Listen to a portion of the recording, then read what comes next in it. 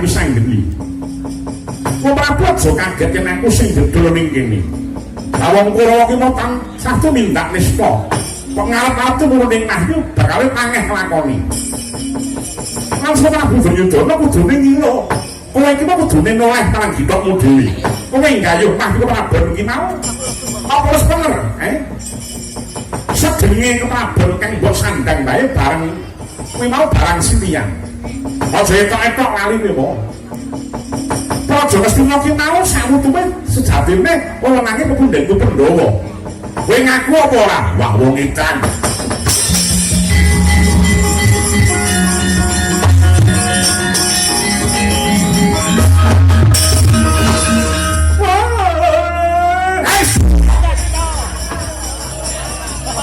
Lalu le wae iki. Ngono kok lalu le. Aku apa ora beneran iki. Kenal mesti dikoning gampangan. Wis nasib kok elek temen.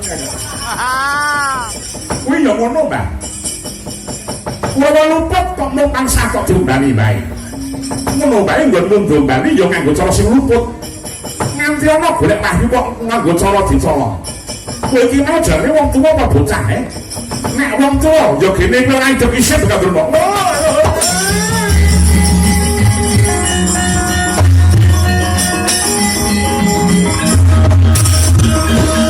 Kebacut kowe gawe wis anggeni. Akane wis kebacut Kebacut gonmu ngene marang aku. Kebacut gonmu mirang-mirangke marang Begawan Drona ning ngarep wong akeh. Kebasan entek anek kowe golek. Kalau pokoknya bener nanging caramu ngono ki mau bakal yo melu luntur kautamanmu. Gagal kasatriyanmu.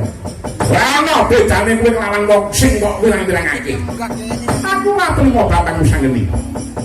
Ndak jaluke kaluwasane Gusti kang nyipta jagat, hormatna supataku. Wis sanggeni. Kebacut gonmu tak sira marang Begawan Drona. Muga-muga wae nang dia pengucapku. Umurmu ora bakal dawa wis sanggeni. Kowe ora bakal menangi Bratayuda dhewe benangun. Oh, ora salah.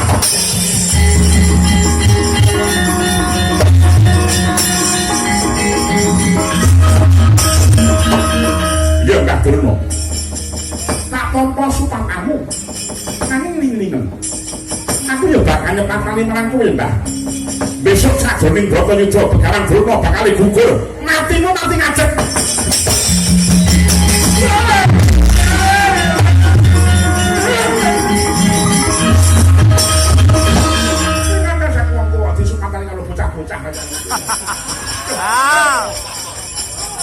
Ya lagi kira ngelakon mati ngadeg. Biasane nek mati iki ora iso ngadeg. Iki kok mati ngadeg. Nek wong kurangan wis seneng kowe. Seneng kowe. Memang saku nek gawe dino gawe kisra bae. Waduh gara anak Prabu. Kateng aku nyuwun pangapunten nggih nggih.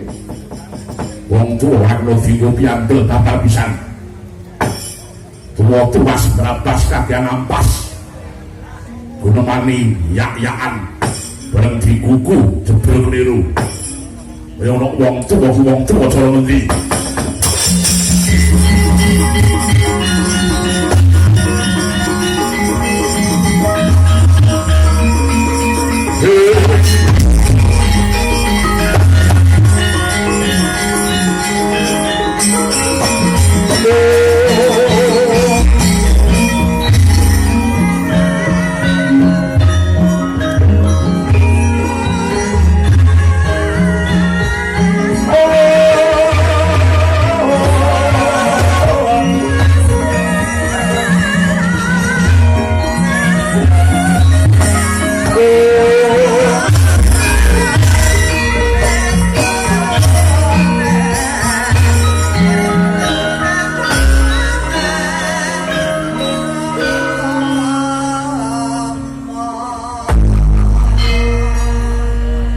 Ingkang sowan sinuwun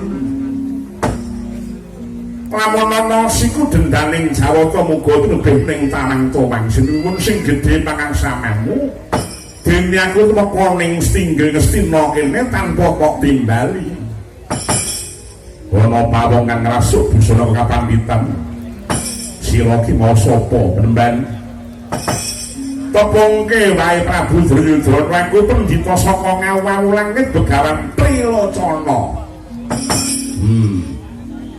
Begawan Trilocana kuwi pendhita kang ampuh pendhita kuwi munjul buktine kowe bisa ngerteni yen to jejuluk kuwi Prabu Duryudana ora piye to kuwi ora mergo aku sekti takon cahangon bae kabeh wis ngerti jeneng Ratu Mestina yen ngono kuwi dadi pendhita sekti Mandraguna lho aku ki pendhita sekti tur nganggo banget buktine apa jenengku Begawan Trilocana mriki mau Trilocana ki mau tegese mripat awit mripatku kuwi mau ana telu sing loro mapan ing panggonan sing sak mestine sing siji ana ngendi tak dheleke ning jero ati kabiasane kanggo apa mripatku sing katelu ki mau gunane kanggo nyarang utawa maca ya kuwi maca batine menungsa kowe bisa maca apa kang ana jroning atiku isa yen ngono sawangen lan wacanen apa sing lagi gumonthok lan ana ing atiku dina iki Prabu Duryudana rumangsa gempung penggalihe ora kelakon gayuh tumurun ning Mahdika Prabon ya mengkono apa ora jagat dina Bathara bener kan kamu remban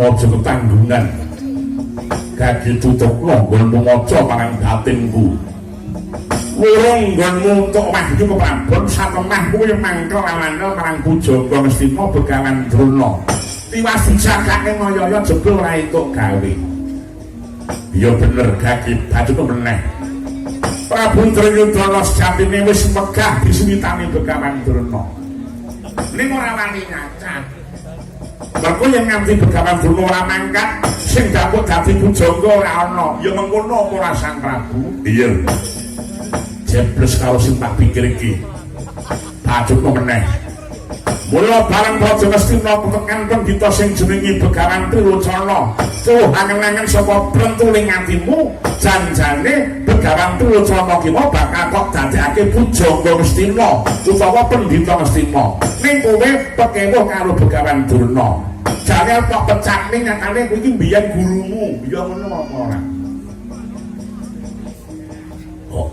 aja seru-seru panjenengan sing arep-arep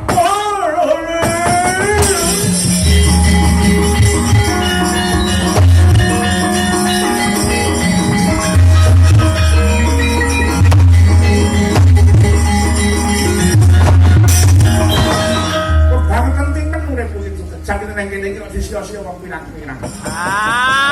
Aji gotong jan yakin. Begawan Drona langsung tanda tak dipecat kok ora ya pecati dhewe. Sinuwun. Tak sampun ngantos atas talining paseduluran kula. Petah menapa kula jeger wonten mriki. Kula nyuwun pamit kaliyan kok.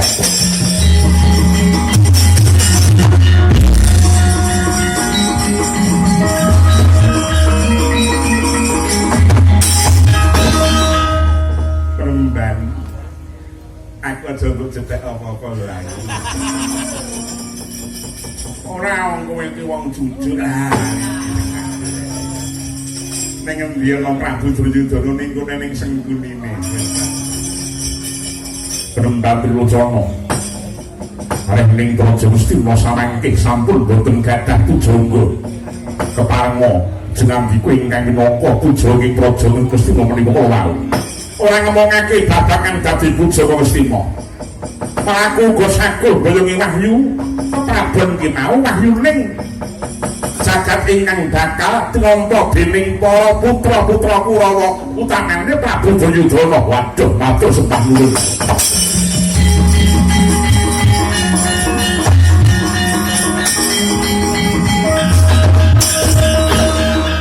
Nah, kene iki wis sampak ping pira ya. Nganti pucet ya.